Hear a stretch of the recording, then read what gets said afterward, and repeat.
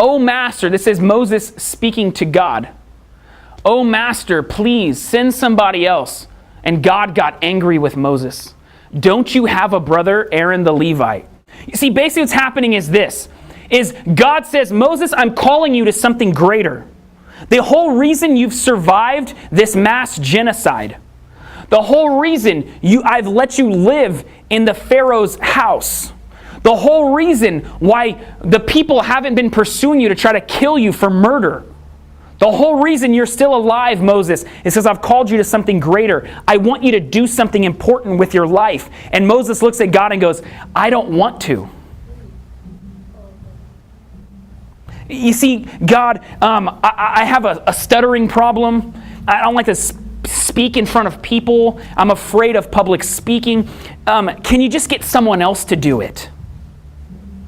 Can you imagine that the God of the universe, who created everything with words alone, comes to you and says, "Hey, Abby, I really have an important job for you." And Abby goes, "No thanks, God, I don't want that."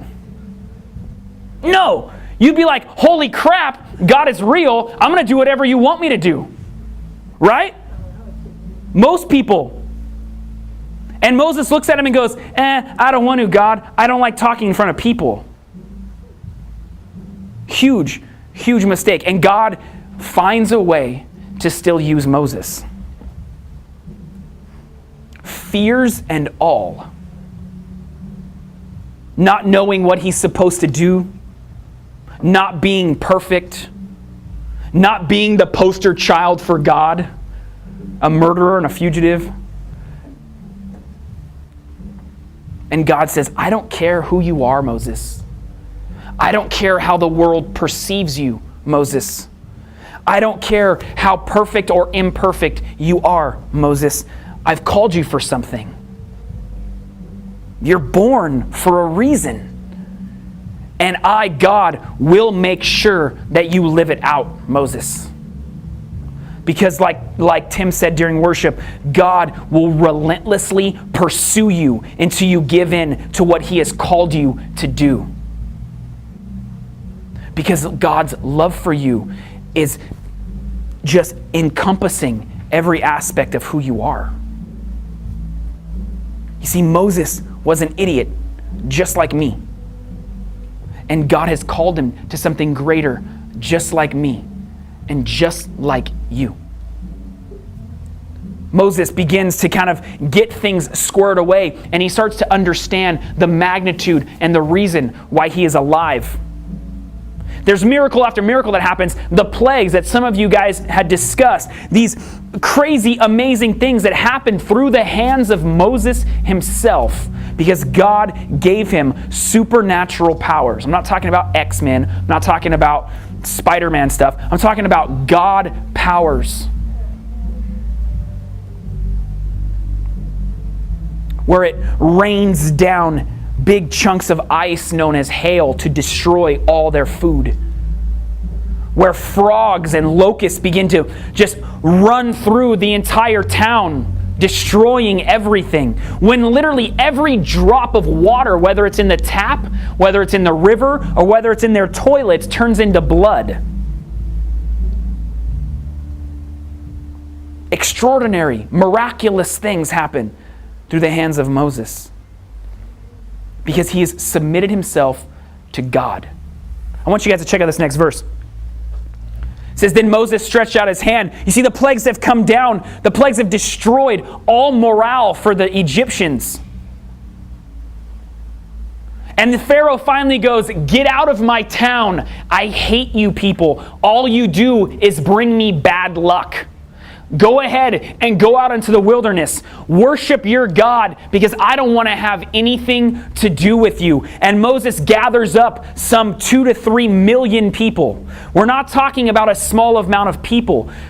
People estimate, very smart people, way smarter than me, estimate that at this time the Israelites are 2 to 3 million people strong. And Moses is leading them out into a desert with no provisions.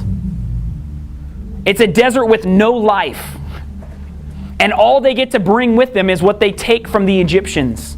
And they come to this gigantic body of water that is impossible to cross. And this is what happens. It says Moses stretched out his hand over the sea, and with God, a terrific east wind all night long made the sea go back. He made the sea dry ground. The sea waters split.